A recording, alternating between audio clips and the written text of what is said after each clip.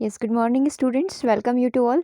और आज के सेशन में हम लोग यहाँ पर सीडीपी की सीरीज़ कंप्लीट करने जा रहे हैं। जैसे कि आप सभी को बताएं, कल इवनिंग में जो सेशन हुआ था उसमें हमने क्वेश्चन नंबर 277 तक कंप्लीट कर लिए थे। तो उसी सीरीज़ को आज के सेशन में हम लोग कंटिन्यू करेंगे और टारगेट रखेंगे कि 300 क्वेश्चन तक हम लोग आज के सेशन में कंप्लीट कर लें, राइट। और जैसा कि आप सभी स्क्रीन पर देख पा रहे हैं, यदि आप बाल विकास और शिक्षा शास्त्र की 2000 क्वेश्चन की सीरीज़ को बाय करना चाहते हैं तो आप उसे बाय कर सकते हैं। और साथ ही अब आपके पास ईवीएस की मॉक टेस्ट सीरीज़ भी अवेलेबल है।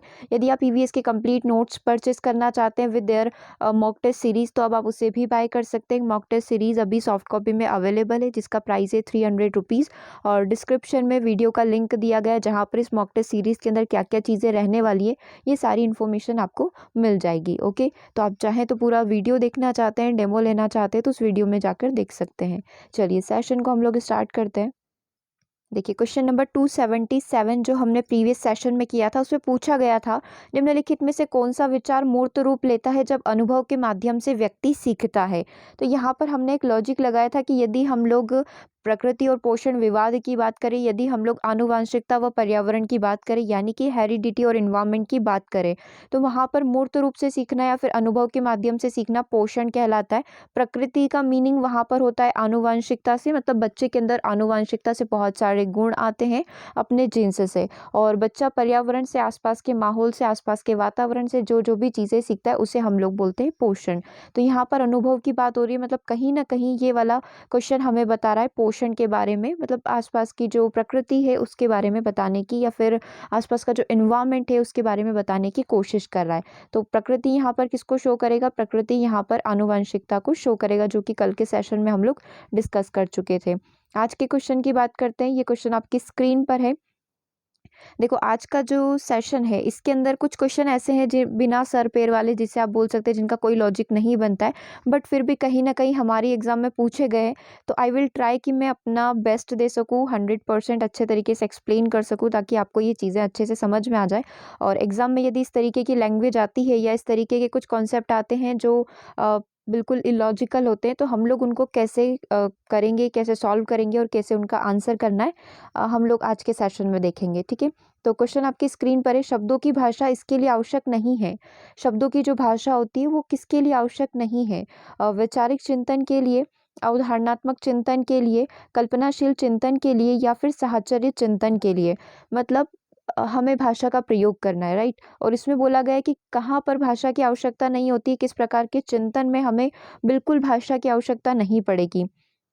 तो देखो, कॉन्सेप्चुअल थिंकिंग की बात हो रही है, हम लोग कुछ विचार कर रहे हैं, ठीक है। तो यहाँ पर हमें भाषा की आवश्यकता हो सकती है। परसेप्चुअल मतलब हम लोग एक अवधारणा बना रहे हैं या फिर हम लोग कुछ भी सोच रहे हैं, अवधारणा, एक कॉन्सेप्ट मैपिंग हम लोग यहाँ पर कर रहे हैं, तो यहाँ पर भी हमें भाषा की आवश्यकता हो सकती है, मतलब शब्दों की आवश्यकता हो सकती है। साहचर्य, हम लोग एसोसिएटिव थिंकिंग कर रहे हैं, मतलब कोई भी एक चीज़ दूसरी चीज़ से इंटर कनेक्टेड है, दूसरी तीसरी से इंटर कनेक्टेड है, इस तरीके से एक चीज़ का संबंध किसी दूसरी चीज़ से बनाने की कोशिश कर रहे हैं, वहाँ पर भी आपकी भाषा और शब्दों की आवश्यकता होगी। लेकिन यदि आप कल्पना कर रहे हैं तो कल्पना करने में आपको शब्दों की आवश्यकता नहीं पड़ेगी। तो आपका आंसर यहाँ पर क्या हो जाना चाहिए? आंसर हो जाएगा ऑप्शन नंबर सी। या फिर एक अलग शब्द जो निकालने की यदि आपसे बात की जाए कि कोई भी एक अलग शब्द निकालो, तो ये तीन कहीं ना कहीं एक जैसे हैं। अलग जो है वो कल्पनाशील चिंतन है। आप कुछ भी कल्पना कर रहे हो, आप हवा में उड़ रहे हो, आप आसमान में उड़ रहे हो, आप पानी पे तैर रहे हो, तो ये कल्पना है। यहाँ पर आपके शब्दों का या फिर वहाँ पर किसी भाषा का होना आवश्यक नहीं होगा। तो आंसर हमारा हो जाएगा ऑप्शन नंबर सी। ओके, अगले क्वेश्चन की बात करते हैं। अगला क्वेश्चन आपकी स्क्रीन पर है। MBTI approach for a personality assessment is, व्यक्तित्व मूल्यांकन के लिए जो MBIT दृष्टिकोण होता है, MBTI दृष्टिकोण होता है, वो क्या होगा? तो सबसे पहले हमें अगर ये पता है कि MBTI होता क्या है, तो एक सेशन में हम लोग, इससे पहले जो थर्ड सेशन निकला है उसके अंदर हमने MBTI का फुल फॉर्म एक पेपर में पूछा गया था। तो वहाँ हमने देखा था MBTI होता है मायर्स ब्रिग्स पर्सनालिटी इंडिकेटर करके हमने देखा था। ठीक है, तो यहाँ पर आपसे वही पूछा गया है कि ये जो पर्सनालिटी असेसमेंट है ये क्या है, या फिर ये जो है इसका दृष्टिकोण कैसा है? क्या ये एक परसेप्शन है, एक धारणा बना दी गई है, या फिर एक प्रोजेक्टिव मेथड है? क्या ये बिल्कुल स्ट्रक्चर्ड वे में चलता है, या फिर ये जजिंग है? तो ये जो MBTI है, जो मायर्स ब्रिगर्स टाइप इंडिकेटर है, ये हमें क्या बताता है? ये 4x4 का मैट्रिक्स होता है। ठीक है, यहाँ पर व्यक्ति का जो व्यक्तित्व है उसकी पर्सनालिटी के कितने प्रकार हो सकते हैं, 16 अलग अलग प्रकार हो सकते हैं, ये बताता है। तो ये पूरा एक स्ट्रक्चर्ड वे में इसको डिज़ाइन किया गया है। तो इसका दृष्टिकोण कैसा है, इसका दृष्टिकोण संरचित है या फिर इसका जो अप्रोच है वो कैसा है, इसका अप्रोच यहाँ पर स्ट्रक्चर्ड है। यदि आप भूल गए हैं उस कॉन्सेप्ट को तो हम लोग इस डायग्राम के थ्रू इस चीज़ को समझ सकते हैं, जहाँ पर आपसे पूछा गया था कि आपकी पर्सनालिटी क्या है, व्हाट्स योर पर्सनालिटी टाइप। ये कौन बताएगा, ये बताएगा हमें MBTI यानी कि मायर्स ब्रिग्स टाइप इंडिकेटर। ठीक है, एक बार ग्रेड 1 के पेपर में सेम क्वेश्चन पूछा गया था, देखो, लेकिन उस क्वेश्चन को कैंसिल कर दिया गया था। उस क्वेश्चन को कैंसिल करने का रीज़न क्या था, वहाँ पर पूछा गया था आपसे MBTI का फुल फॉर्म क्या होगा, मायर्स ब्रिग्स टाइप इंडिकेटर था। ठीक है, टाइप इंडिकेटर था और वहाँ पर कुछ अलग तरीके से इंडिकेटर पहले और टाइप बाद में करके कर दिया गया था, तो इस वजह से वो क्वेश्चन कैंसिल हो गया था। तो आप इसका फुल फॉर्म ध्यान रखिएगा, मायर्स ब्रिक से। एक बार ब्रिक पूछा गया है, ब्रिक का मतलब ईंट होता है, तो ब्रिक नहीं लगाना है, BRIGGS इसका फुल फॉर्म है, BRIGGS, Myers Briggs type indicator. ठीक है, नाम ध्यान रखना, कंफ्यूज करने के लिए आपको ब्रिक दिया हुआ रहेगा, ब्रिक होगा कि ब्रिक होगा, इस तरीके से। चलिए क्वेश्चन पर हम लोग आ जाते हैं। ये जो आपको बता रहा है कि आपकी पर्सनालिटी किस प्रकार की होती है, एक्सट्रोवर्ट आप हो सकते हैं। इन कोई भी 4 प्रकार होने चाहिए आपकी पर्सनालिटी, आपके व्यक्तित्व के अंदर। या तो आप एक्सट्रोवर्ट होंगे या फिर आप सेंसिंग होंगे। सेंसिंग और इंटीट्यूशन, मतलब इंटीट्यूशन क्या होता है, इंटीट्यूशन मतलब अंतर्ज्ञानी, मतलब आप लॉजिक वगैरह पर यानी कि जो नियम कानून है उन पर बिलीव करने के बजाय हाल फिलहाल में क्या सिचुएशन चल रही है उसके आधार पर अपना ज्ञान अर्जित करते हैं या फिर ज्ञान की प्राप्ति करते हैं, सहज ज्ञान लेते हैं, तो उसे इंस्टीट्यूशन बोला जाता है। तो आप एक्सट्रोवर्ट हो या इंट्रोवर्ट हो, ये आपकी पर्सनालिटी का एक प्रकार हो जाएगा। ठीक है, फिर आप सेंसिंग हो, मतलब लॉजिक्स वगैरह पर जाते हो, या इंस्टीट्यूट हो, तो इसमें से आपका एक प्रकार हो जाएगा। फिर आप थिंकिंग बिलीव करते हो या फिर फीलिंग में बिलीव करते हो, तो इन दोनों में से एक प्रकार हो जाएगा। और आप जजिंग हो या फिर प्रिसीविंग हो, इसमें से आपका एक प्रकार हो जाएगा। इस तरीके से ये आपके 16 ही ब्लॉक डिज़ाइन कर दिए जाएंगे कि आपकी पर्सनालिटी किस प्रकार की है। ठीक है, तो ये हमारा मायर ब्रिक्स टाइप इंडिकेटर है जो कि पर्सनालिटी को बताता है और किस वे में चलता है, स्ट्रक्चर्ड वे में ये चलता है। तो आंसर आपका यहाँ पर ऑप्शन नंबर सी हो जाएगा। ठीक है, अगले क्वेश्चन की बात करते हैं। अगला क्वेश्चन आपकी स्क्रीन पर है, निर्माणवाद का सिद्धांत के द्वारा प्रस्तावित किया गया था, मतलब कि जो कंस्ट्रक्टिविज्म है किसके द्वारा दिया गया था, एरिक एरिक्सन के द्वारा, अल्बर्ट बांडुरा के द्वारा, वाइगोत्स्की के द्वारा, लेव वाइगोत्स्की के द्वारा, या फिर कोहेलबर्ग के द्वारा दिया गया था। तो देखो यहाँ पर आपको ना 2 आंसर ध्यान रखने पड़ेंगे। द फादर ऑफ कंस्ट्रक्टिविस्ट के नाम से जाने जाते हैं जीन पियाजे। ठीक है, कंस्ट्रक्टिविस्ट जो एक संरचनावाद, जो निर्माणवाद आता है, उसके जनक माना जाता है किसको, जीन पियाजे को। आप इसको ध्यान रखेंगे, आप कॉग्निटिविज्म के जनक जीन पियाजे ना करके आ जाए, संज्ञानवाद के जनक जीन पियाजे नहीं है, उन्होंने सिर्फ अपनी थ्योरी संज्ञानवाद पर दी थी। लेकिन जो कंस्ट्रक्टिविस्ट है उसके जनक यहाँ पर कौन है, जीन पियाजे है। ठीक है, लेकिन इनमें जो की रोल है, इसको एक्सप्लेन करने का जो तरीका है, या सबसे अच्छे तरीके से जो एक्सप्लेनेशन दिया गया है निर्माणवाद के ऊपर, वो दिया गया है वाइगोत्स्की के द्वारा। और जैसा कि आप ऑप्शन में देख पा रहे हैं, हमारे पास जीन पियाजे अवेलेबल ही नहीं है, तो फिर हम लोग आंसर क्या करके आएंगे, वाइगोत्स्की करके आएंगे। ठीक है, इस चीज़ का आप ध्यान रखेंगे।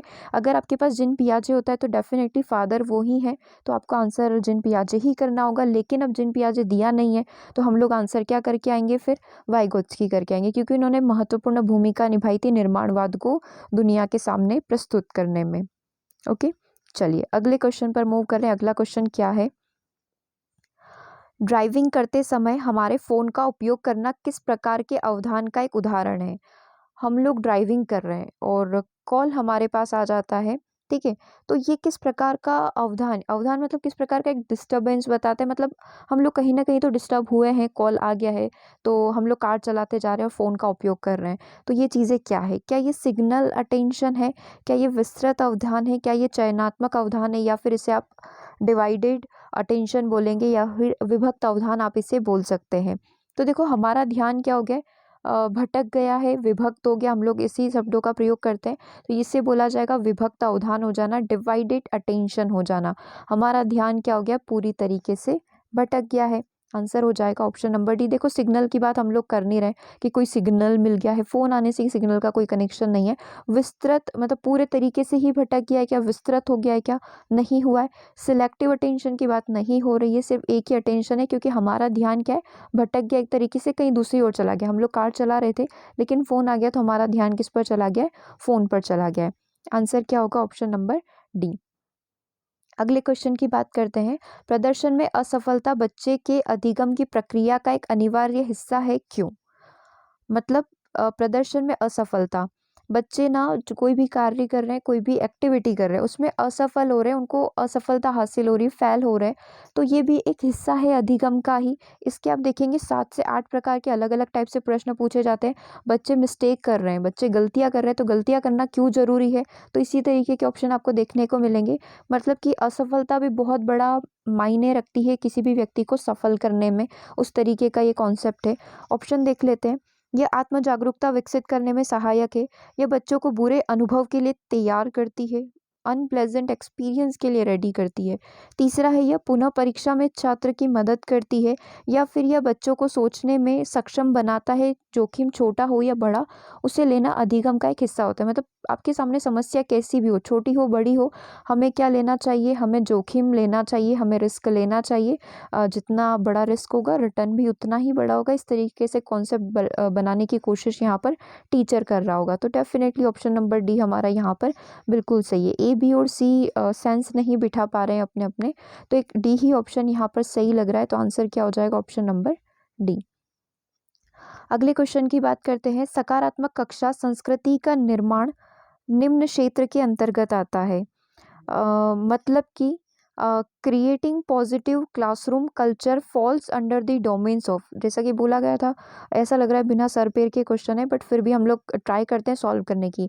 मतलब एक पॉजिटिव क्लासरूम बनेगा, इसमें संस्कृति का निर्माण निम्न क्षेत्र के अंदर आता है। हम लोग संस्कृति मतलब एक कल्चरल डोमेन बनाने की कोशिश कर रहे हैं, जहाँ पर अलग अलग संस्कृति के बच्चे हैं, उनकी बातचीत हो पा रही है, मतलब वो चीज़ें क्या हो रही है, इंटरकनेक्ट हो पा रही है।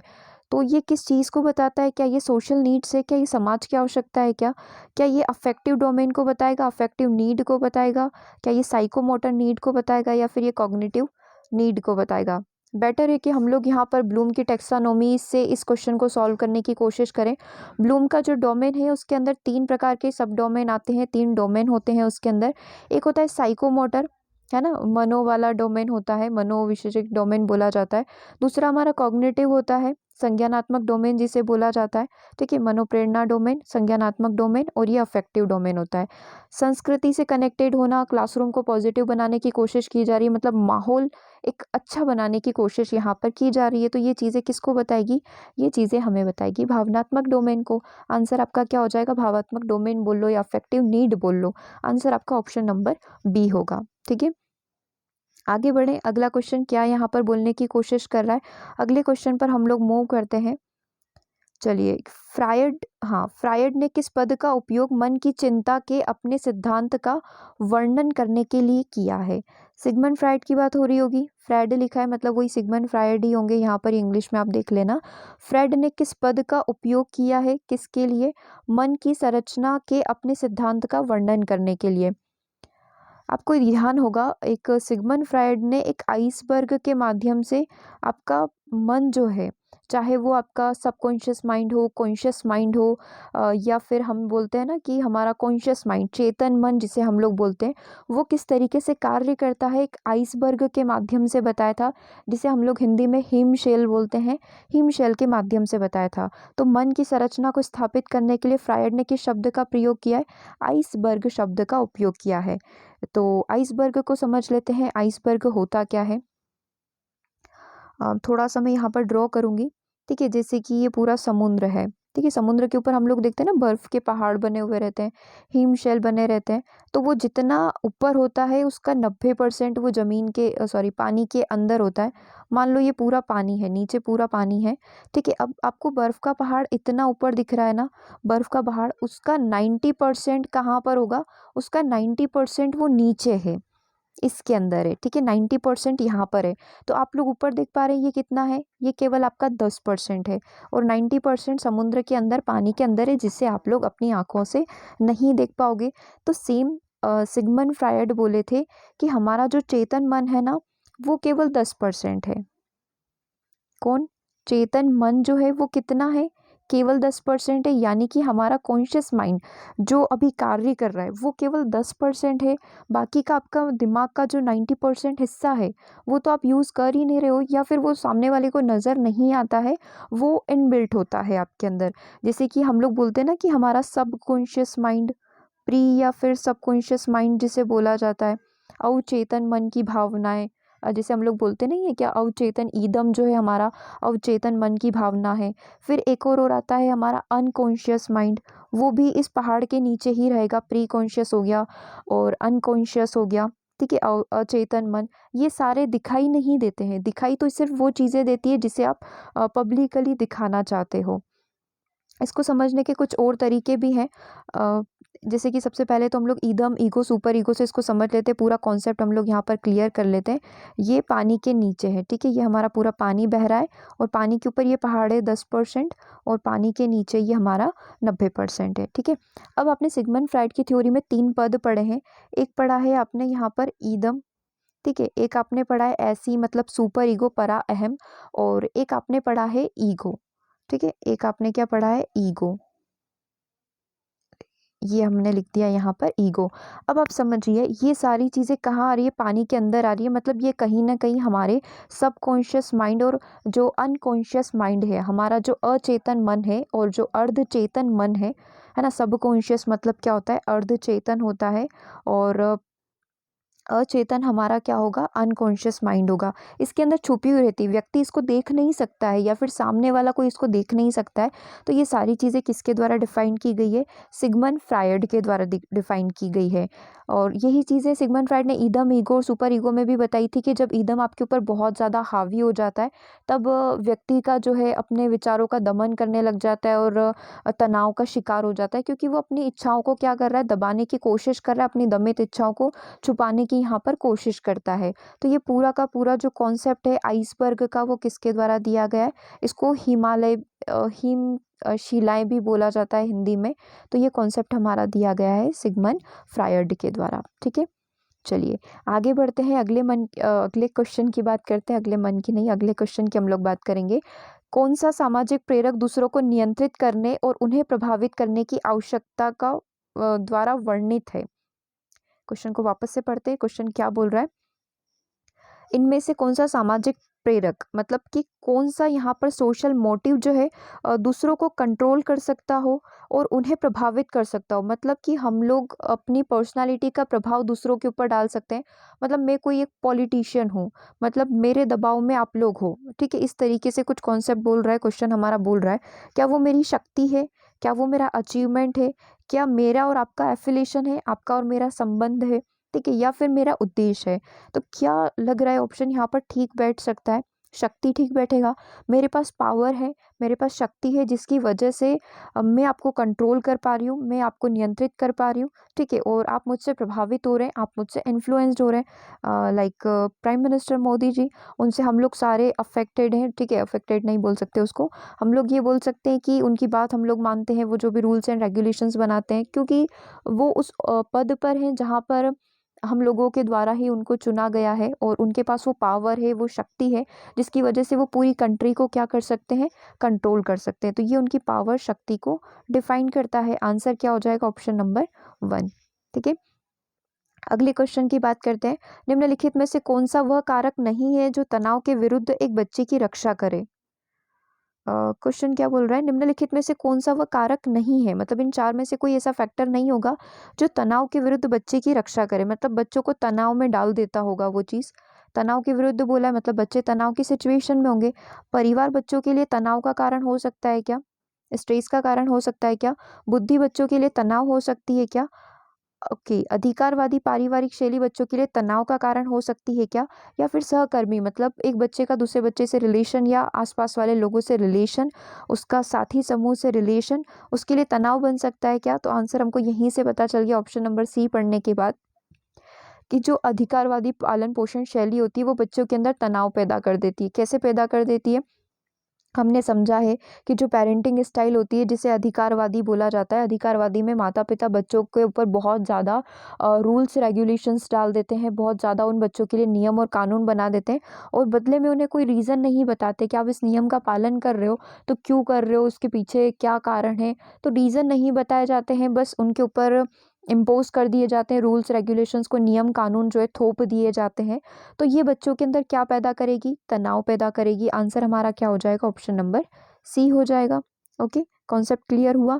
बाकी अब अलग प्रकार की जो पेरेंटिंग है परमिसिव हो गई, अनुमोदक जिसे बोला जाता है, जहाँ पर बच्चे माता-पिता जो है बहुत अच्छे से कनेक्टेड रहते हैं, बहुत ज़्यादा प्यार दिखाते हैं जिसकी वजह से बच्चे क्या होते हैं, बिगड़ जाते हैं।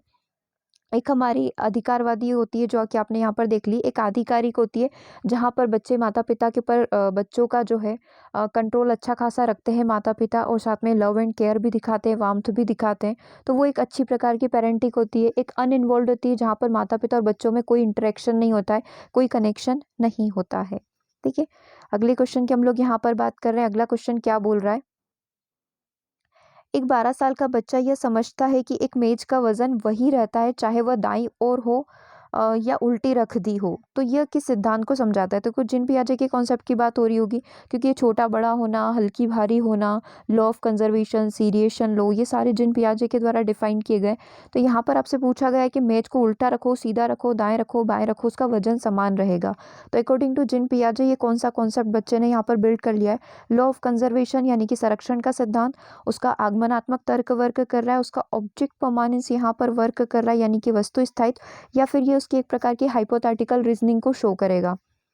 सीधा सा समझ आ रहा है कि यहाँ पर बच्चे ने संरक्षण के नियम को सीख लिया है, लॉ ऑफ कंजर्वेशन को सीख लिया है। चाहे बेलन के आकार के शेप में आपने पानी भरा हो या एक टब में पानी भरा हो, यदि पानी की मात्रा समान है, चाहे ये तली तली में दिख रहा हो और ये पूरा ऊपर तक भरा हुआ हो, तो दोनों का जो लीटर में मात्रा है वो समान है, बराबर होगा। तो ये चीज़ें क्या बताती है? लॉ ऑफ कंजर्वेशन को, संरक्षण के सिद्धांत को यहाँ पर बताती है। आपका आंसर यहाँ पर क्या होगा? आंसर होगा आपका ऑप्शन नंबर 1। ठीक है, समझ में आया क्या चीज़ यहाँ पर बोली जा रही है?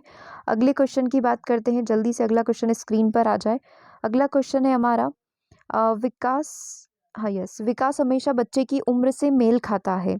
यह चीज़ें क्या बताती है? क्या बोला गया है? विकास हमेशा बच्चे की उम्र से मेल खाता है, मतलब ऐसा लग रहा है कि चैप्टर 1 की बात हो रही है। निरंतरता का सिद्धांत बताता है, विकास के सिद्धांत है, एक समान पैटर्न को बताता है, मतलब यूनिफॉर्म पैटर्न सभी बच्चों में चलता है, चाहे वो एशिया, अफ्रीका कहीं पर भी पैदा हो। ठीक है, एकीकरण इंटीग्रेशन को बताता है या फिर व्यक्तित्व भिन्नता को बताता है। बच्चा हमेशा विकास हमेशा बच्चे की उम्र से मेल खाता है, मतलब कि इन्फेंसी स्टेज में जो बच्चा है, शैशव अवस्था में जो बच्चा है उसका विकास समान गति से होगा। ठीक है, और बाल्यावस्था में बच्चों की ग्रोथ ऑलमोस्ट सेम होती है कि वो क्या क्या कार्य एक्टिविटी करते हैं। तो ये एक समान पैटर्न, यूनिफॉर्म पैटर्न को यहाँ पर बताने की कोशिश करता है। आंसर यहाँ पर क्या हो जाएगा? आंसर यहाँ पर हो जाएगा आपका ऑप्शन नंबर बी। विकास हमेशा बच्चे की उम्र से मेल खाता है, या एक समान पैटर्न, यूनिफॉर्म पैटर्न को बताने की यहाँ पर कोशिश करेगा। निरंतरता मतलब विकास कंटिन्यू चलता रहता है, एक पेड़ हमेशा बढ़ता रहता है। ठीक है, तो ये सारी चीज़ें निरंतरता को बताती है, जो कि पूछा नहीं है इसने क्वेश्चन में। एकीकरण करना, बच्चे ने चीज़ों को एकीकृत करना सीख लिया है, मतलब हम लोग क्या करते हैं, लिसनिंग, रीडिंग, राइटिंग, जितने भी हमारी 4 स्किल होती है LSRW, वो सारी चीज़ें बच्चों को एक साथ सिखाते हैं, मतलब इंटीग्रेट करके हम लोग सिखाते हैं, तो वो इंटीग्रेशन होता है। व्यक्तित्व भिन्नता, हर एक व्यक्ति के अंदर अपनी कुछ क्वालिटीज़ होती है, हर एक व्यक्ति का जो सोचने समझने का नज़रिया होता है वो अलग अलग होता है, मतलब हर एक व्यक्ति की पर्सनैलिटी अलग अलग होती है, तो वो यहाँ पर व्यक्तित्व भिन्नता को बताता है। यहाँ पर इस क्वेश्चन का आंसर क्या है? यूनिफॉर्म पैटर्न, क्योंकि विकास हमेशा एक यूनिफॉर्म में चलता है, मतलब एक सही तरीके से प्रॉपर वे में चलता है, तो उसे हम लोग बोलेंगे यूनिफॉर्म पैटर्न या फिर एक समान पैटर्न। चलिए, अगला क्वेश्चन आपकी स्क्रीन पर है। क्षैतिज डेकल आयु नामक घटना का वर्णन किसने किया? कमेंट करके ज़रूर बताइएगा कि शब्द को आप में से किसने पहले सुन रखा है। 2 शब्द आते हैं यहाँ पर, एक आता है हॉरिजेंटल डेकल आयु, डेक्लेज जिसे बोला जाता है, और एक होता है हमारा वर्टिकल डेक्लेज। ठीक है, जिन पियाजे को आप जितना पढ़ोगे, उसको जितना समझने की आप कोशिश करोगे, उनकी थ्योरी को, वो उतना ही डीप में जाती जाएगी। एक होता है हमारा हॉरिजेंटल डेक्लेज और एक होता है वर्टिकल डेक्लेज, जो कि हमारी जिन पियाजे की थ्योरी से कनेक्टेड है। आंसर यहाँ पर हो जाएगा आपका ऑप्शन नंबर बी। ये शब्द जो है जिन पियाजे के द्वारा प्रयोग किया गया है। अब आप सोच रहे होंगे कि ये होता क्या होगा, मतलब जिन पियाजे ने क्यों इस शब्द का प्रयोग किया होगा। ठीक है।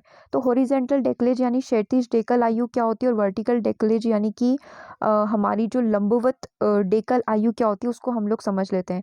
जैसे कि हम लोग समझते हैं कि कंक्रीट ऑपरेशनल स्टेज जो होती है, मूर्त संक्रियात्मक अवस्था जो होती है, उसके अंदर बालक क्या करता है या फिर उसके अंदर बच्चा क्या करता है, मापन की चीज़ों को सीख लेता है कि कौन सी वस्तु हल्की है, भारी है, ये सारे कॉन्सेप्ट बच्चे को समझ में आने लग जाते हैं। लेकिन यहाँ पर जिन पियाजे ने क्षैतिज डेकल आयु के अंदर क्या बताया कि बच्चा एक कॉन्सेप्ट को समझता है कि मान लो ये वस्तु भारी है और ये वस्तु हल्की है, लेकिन इसी कॉन्सेप्ट को यदि कहीं दूसरी जगह या दूसरे क्वेश्चन में अप्लाई करने को उसको बोला जाए तो वो यहाँ पर कंफ्यूज हो जाता है या फिर सही तरीके से उस कॉन्सेप्ट को अप्लाई नहीं कर पाता है, तो उसे बोला जाता है क्षैतिज डेकल आयु। आप चाहें तो आप इसे मैथ्स के कॉन्सेप्ट से कनेक्ट कर सकते हैं। मैथ्स में आपने बच्चों को एक फॉर्मूला बताया कि बेलन का फॉर्मूला ये होता है, बेलन का आयतन निकालने का फॉर्मूला, बेलन का जो वॉल्यूम होता है उसका निकालने का फॉर्मूला ये होता है सिलेंडर का, ठीक है, सिलेंडर का वॉल्यूम यदि आप निकालोगे। उसके बाद आपने कुछ घुमा फिरा कर क्वेश्चन पूछ लिया, उसी को शंकु से कनेक्ट करके बेलन बनाने की कोशिश करी आपने, या फिर बेलन में जो आप वृत्त का प्रयोग करते हैं, थोड़ा सा मैथ्स का कॉन्सेप्ट के थ्रू बता रही हूँ, ठीक है, ताकि आपका जो मैथ्स पेडागोजी है वो भी साथ के साथ यहाँ पर बन जाए, ठीक है। इसी में आपने यहाँ पर दो इस तरीके से बना दिए। बेलन को बनाने के बाद आपने इस कॉन्सेप्ट को वापस से यहाँ पर लगाने को बोला बच्चे को कि यहाँ पर आप इसको बनाने की कोशिश करिए, या फिर जब आपने बच्चे को बेलन का क्वेश्चन दिया और उसके ऊपर एक शंकु बिठा दिया, ठीक है, और अब बोला कि शंकु का भी आयतन निकालो, बेलन का भी निकालो और दोनों का भी निकालो, तो यहाँ पर बच्चा ना उस बेलन वाले कॉन्सेप्ट को यहाँ पर नहीं लगा पाएगा, क्योंकि हल्का सा चेंज इसके अंदर हो गया, हल्का सा चेंज इस कॉन्सेप्ट के अंदर हमने कर दिया है। तो उसे बोला जाता है क्षैतिज डेकल आयु होना, जहाँ पर बच्चा जो है अपने कॉन्सेप्ट को एक चीज़ से दूसरी जगह अप्लाई नहीं कर पाता है। आप अपनी लैंग्वेज में इसको ध्यान रख सकते हैं। क्षैतिज डेकल आयु क्या होती है, जब हमारे सामने दो परिस्थितियाँ होती है, हम एक परिस्थिति में यदि कॉन्सेप्ट लगा पा रहे हैं, रूल्स लगा पा रहे हैं, तो ज़रूरी नहीं है कि हम लोग दूसरी परिस्थिति में उस कॉन्सेप्ट को अप्लाई कर पाएंगे। तो यहाँ पर बच्चा जो है थोड़ा सा लैग कर जाता है या थोड़ा सा उसमें समझ शक्ति का विकास कम होता है, तो उसे बोला जाता है क्षैतिज डेकल आयु। अब बात करते हैं, क्षैतिज हो गया, तो फिर लंबवत में क्या होता होगा। तो लंबवत में बच्चा क्या करता है, उसी कॉन्सेप्ट को और घुमा फिरा कर, या फिर हम लोग बोल सकते हैं कि एक ही कॉन्सेप्ट पकड़ कर बैठ जाता है, ठीक है। लंबवत में क्या होता है, लंबवत थोड़ा सा अलग यहाँ पर लगेगा आपको। लंबवत या फिर वर्टिकल डेक्लेज में बच्चा एक ही कॉन्सेप्ट के थ्रू आगे बढ़ता है, मतलब एक ही कॉन्सेप्ट को पकड़ कर बैठ जाता है और उसी कॉन्सेप्ट के थ्रू आगे बढ़ने की कोशिश करता है, ठीक है। अब लंबवत को कैसे समझा जाए, लंबवत को समझने के लिए हम लोग एक एग्जाम्पल कंसीडर कर सकते हैं। मान लो ये बच्चा है, ठीक है, ये उसका घर है और उसे यहाँ पर जाना है मंदिर पर, ठीक है, ये मंदिर है, इस मंदिर पर जाना है और मंदिर तक जाने के 10 अलग अलग रास्ते हैं। मतलब मंदिर कैसे भी जाया जा सकता है, वाया रोड जाया जा सकता है या फिर एक कोई स्ट्रीट छोटी गलियाँ में होकर जाया जा सकता है। अब यहाँ पर बच्चा जो है अपने घर से निकलता है, लेकिन रास्ते में उसे मिल जाता है बहुत ज़्यादा ट्रैफिक। तो यहाँ पर बच्चे का मतलब कॉन्सेप्ट इतना ज़्यादा एकदम से बिल्ट नहीं होता है कि वो अलग अलग रास्ते ढूंढ कर इस मंदिर तक पहुंच पाए, वो उसी रास्ते पर सॉल्यूशन निकालने की कोशिश करता है। तो इसे जो बोला जाता है वर्टिकल डेक्लेज यहाँ पर बोला गया है, किसके द्वारा, जीन पियाजे के द्वारा। तो ये दोनों शब्द किसके द्वारा प्रयोग किए गए, हमारे जीन पियाजे के द्वारा। आंसर क्या हो जाएगा, ऑप्शन नंबर बी, ठीक है। अगले क्वेश्चन की बात करते हैं। अगला क्वेश्चन क्या बोल रहा है, जब पर्यावरणीय प्रभाव संज्ञानात्मक कारकों के साथ मिलकर अधिगम के लिए जिम्मेदार होते हैं तो इस तरीके के अधिगम को किस रूप में जाना जाता है। क्या पूछा गया है, पर्यावरणीय प्रभाव यानी कि इन्वायरमेंट, आसपास का जो पर्यावरण है उसका प्रभाव, और संज्ञानात्मक कारक मतलब इन्वायरमेंट और कॉग्निटिविज्म, जब दोनों मिल जाते हैं तो इस प्रकार की कंडीशनिंग को या इस प्रकार के अधिगम को हम किस रूप में जानेंगे। ऑपरेंट कंडीशनिंग के बारे में, प्रयत्न और त्रुटि अधिगम के बारे में, सामाजिक अधिगम के बारे में, या फिर क्लासिकल कंडीशनिंग के बारे में। तो जैसे कि आप सभी ऑपरेंट कंडीशनिंग से परिचित है, यहाँ पर रेनफोर्समेंट पुनर्बलन दिया जाता है, ठीक है। इंस्ट्रूमेंटल कंडीशनिंग की बात हो रही है।